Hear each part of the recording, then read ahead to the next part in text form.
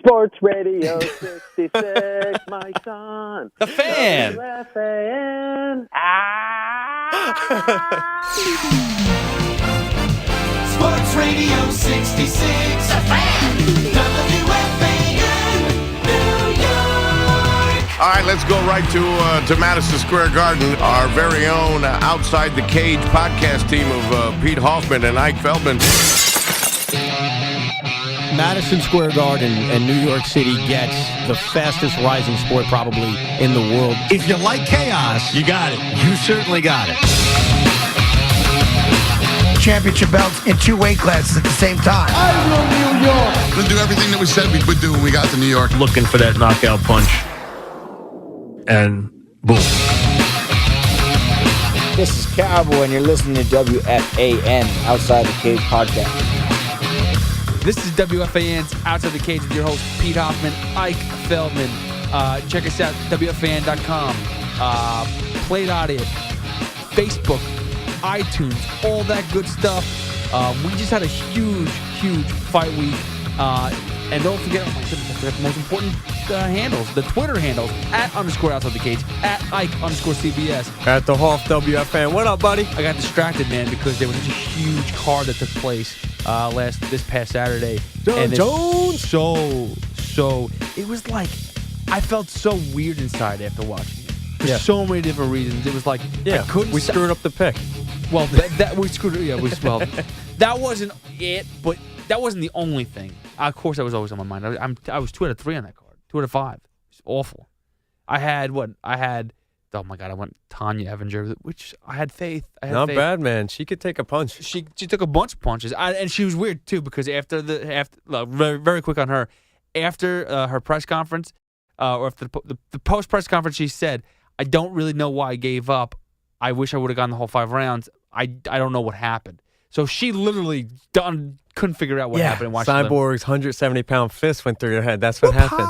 Shout-outs to Jason Perillo for Perillo Boxing, hooking up with Cyborg. You always seen him training with Cyborg. And his boy Bisbing's back in the mix, potentially fighting GSP because our boy T. Wood apparently didn't fight well. Dude, I mean, that was miraculous. I sat there watching that fight, and it was like I was on pins and needles watching it the whole time, and I didn't have the audio on because I was working. Working by watching the fights. Sorry, boss. Yeah. But and then all of a sudden I read some Twitter reactions of like the crowd's booing. I'm like, what is this? So I put the 5th round on, and it was awful. I'm like, what? Does anybody else watching the same fight I'm watching?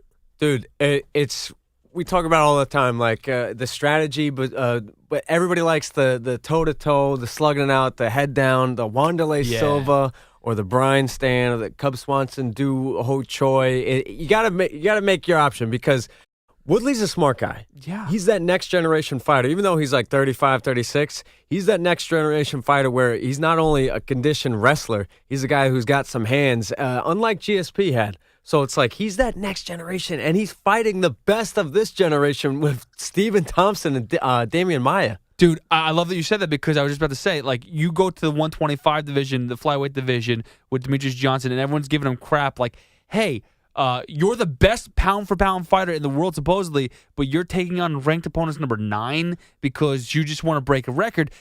Tyron Woodley is facing the number 1 contender each fight, and yes, they happen to be specialists, but that's not his fault. But he wins. He wins. How are you criticizing the guy that he won the fight clearly? Damian Maia tried to take him down about 24 times and was denied every single time. He defended every single takedown, and he was able to get some punches in on him. Dude, he's a coach's dream to have Tyron Woodley who executes the game plan, and then all of a sudden Dana White immediately was pissed off. Oh, my God. And then tells everyone on the presser, I was a text from GSP. He wants to know who's fighting. It's going to be Bisbing. It's like, are you serious? Are we serious? Like, why are we doing that to Tyron Woodley? I understand the fact that maybe you're trying to create like some sort of fan against... Yeah, is he trying to pull something out of Tyron? You always say that too. There's always something going on. Dana's trying to make something bigger than it is. Maybe that's what. Maybe it's better that there's controversy behind it. But we're talking about. My goodness, dude. I'm not saying trying to disrespect Bisbing in any sort of way. He's the 185 champ, but he hasn't fought in a while. And what's going on? Like, how are you going to give him another quote unquote soft fight? GSP has not fought in 3 years, and you're going to give Michael Bisping GSP? And isn't it just a GSP's choice? Why, if I'm GSP, I'm the smaller man. Why do I want to go to 185 right, exactly. and potentially get some heavier hands on my face? Dude, stay in 170 in your division.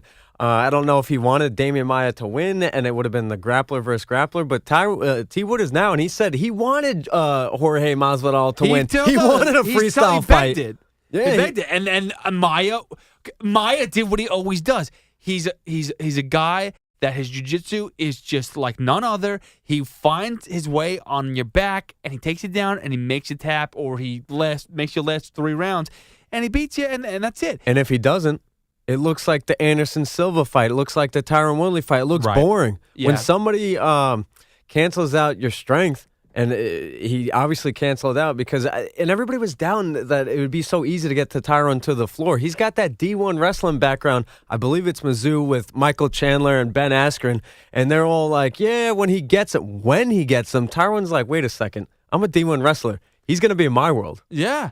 Dude, he was so he was so unbelievable versus Damian Maia. Fans were calling for that. Shab, I love Shab. I love everything he does with the big brown breakdown. But he was calling for. I couldn't wait for Maia to get. I was like, oh. I was like, nah. I wanted the GSP match before Maia. Dude, at this point in time too, it's disappointing because I don't know who should